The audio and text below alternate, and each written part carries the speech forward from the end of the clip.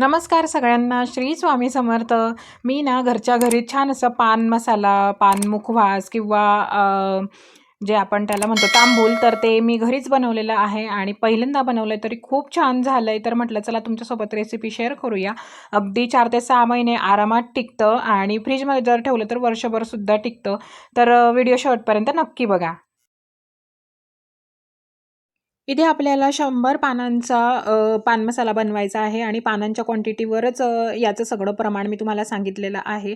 तर मी 100 नागवेलीची पानं घेतली, त्यांना स्वच्छ अशी धुवून घेतलेली आहेत आणि रुमालाला छान पुसून घेतली आहे. तर पूर्णपणे कोरडी करायची आपल्याला आणि पुसून झाल्याच्या नंतर आपल्याला त्याचं जे देठ आहे ते काढून घ्यायचं आहे आणि देठ काढल्याच्या नंतर जो पानाचा एखादा छोटासा खराब भाग वगैरे असेल तो सुद्धा काढून घ्यायचा आहे. कारण आपल्याला ते टिकवण्यासाठी ठेवायचं असतं. तर मग खराब भाग जर त्याच्यामध्ये आला तर ते जास्त वेळ टिकून राहणार नाही, लवकर खराब होईल. म्हणून आपल्याला खराब भाग काढून घ्यायचा आणि देठसुद्धा काढून घ्यायचे.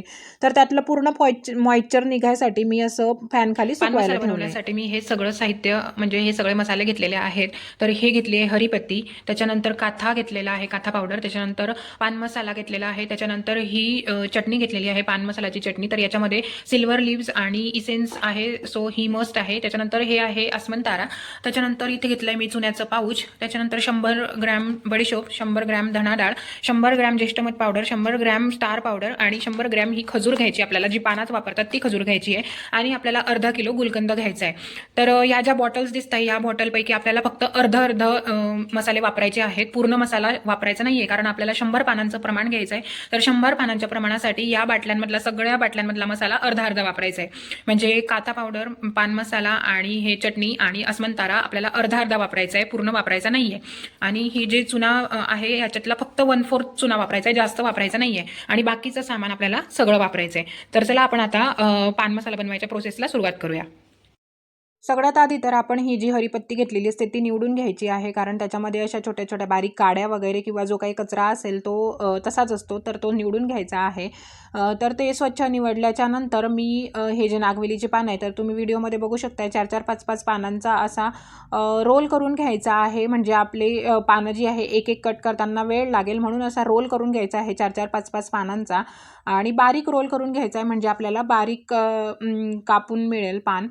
तर रोल करून झाल्याच्या नंतर व्हिडिओमध्ये दाखवल्याप्रमाणे असं थोडंसं हात फिरवून किंवा कात्री फिरवून आपल्याला बारीक बारीक तुकडे करून घ्यायचे आहेत. आणि हे थोडंसं पान मसाला बनवण्याच्या प्रोसेसमधलं थोडंसं कठीण काम आहे, मेहनतीचं जे काम आहे जास्त, तर यालाच जास्त वेळ लागून जातो.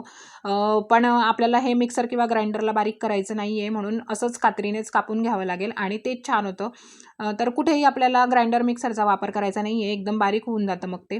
तर सगळं झाल्याच्या नंतर एक मोठं पसरट भांडं घ्यायचं आहे आणि त्याच्यामध्ये आपल्याला आता एक एक करून सगळं साहित्य टाकून घ्यायचं आहे. तर व्हिडिओमध्ये म्हणजे मी जसं दाखवलं आहे त्याच सिक्वेन्सनुसार तुम्ही करा, मग छान होईल.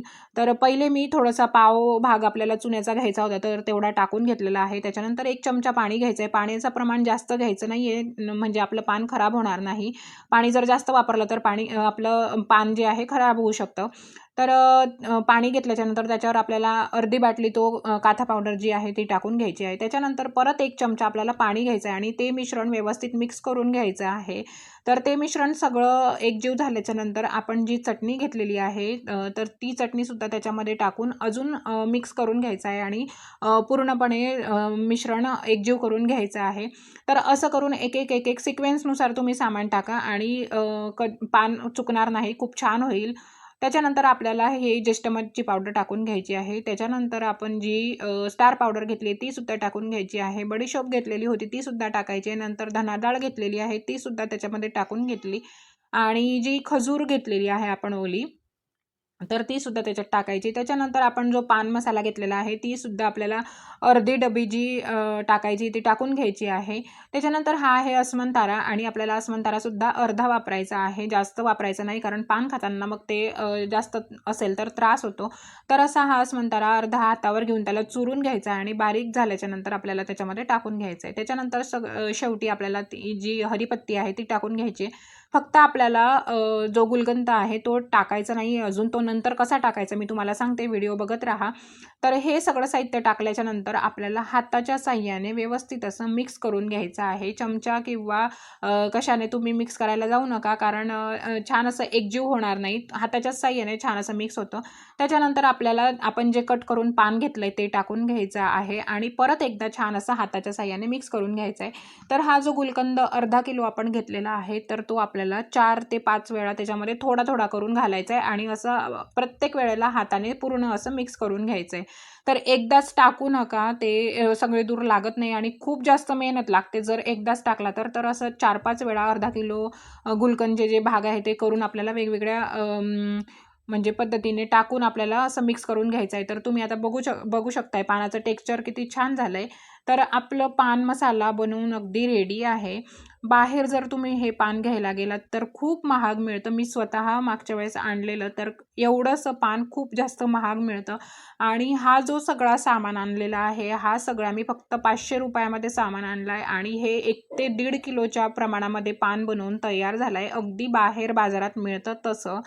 पान आणि सगळं बनवून झाल्याच्या नंतर थोडा वेळ म्हणजे 2-1 तासासाठी तरी असं पसरून ठेवा पसरट भांड्यामध्ये.